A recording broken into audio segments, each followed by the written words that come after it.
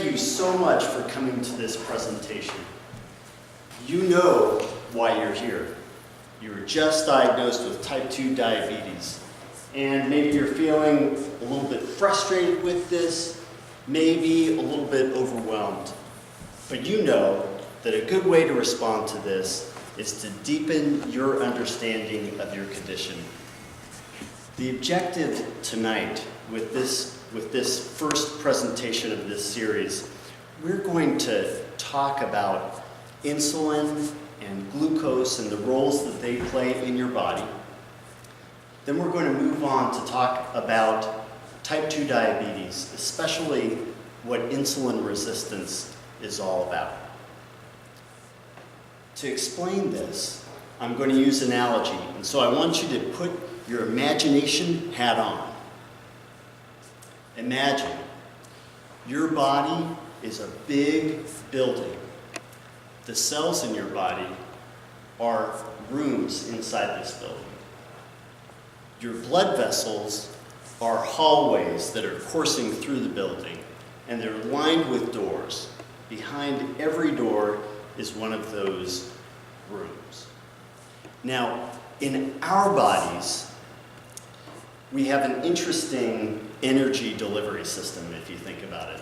We eat food, and then a lot of that food is broken down into glucose, and then that glucose is delivered as an energy source to the cells of our body via the bloodstream. In our analogy, we can think of this as glucose people entering the hallways of the building from outside the building. And they're carrying energy. They're carrying batteries that contain their life force in these hallways. And when they enter into a room, they plug up their battery into a receptacle that's in the room, and that powers up the room. People in the room, they're able to turn on the lights, use the microwave, do whatever they need. In our bodies, glucose is a bit of a double-edged sword. It's great at delivering energy, but when the glucose level in our blood is too high, it starts damaging our bodies. So think about our analogy. When the glucose people are crowding up in those hallways getting claustrophobic, they start to turn into gangs and they start doing damage to our hallways. In our bodies, glucose has a really hard time going into the cells alone. It needs to have the help of insulin in those arteries as well. So in our analogy, we have the doors from the hallways into the rooms, they're all locked. And the glucose people don't have the keys. But fortunately for them, there are little insulin people who have the keys. And their job is to unlock the doors and open them up for the glucose people to enter into their rooms. In our bodies, we have a pancreas, and a pancreas is always churning out, creating insulin, and then the insulin gets put into our bloodstream when it's needed. In our analogy, let's picture a special room in the building, and it's called the Great Hall of Pancreas. In the pancreas, there's this continuous generation of numbers of glucose people that are walking around in the hallways.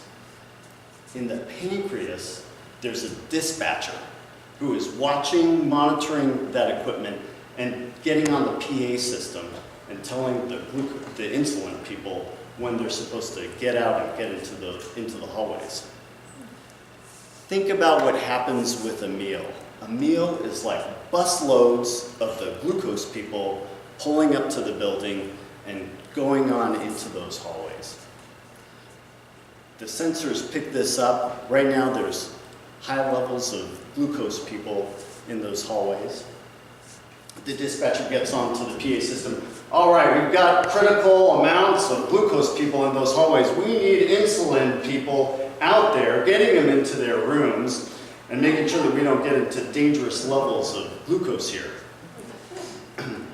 By having a responsive system like that, the building is able to avoid that dangerous high levels of glucose people turning into mobs and doing damage, and it's able to get the energy into the rooms.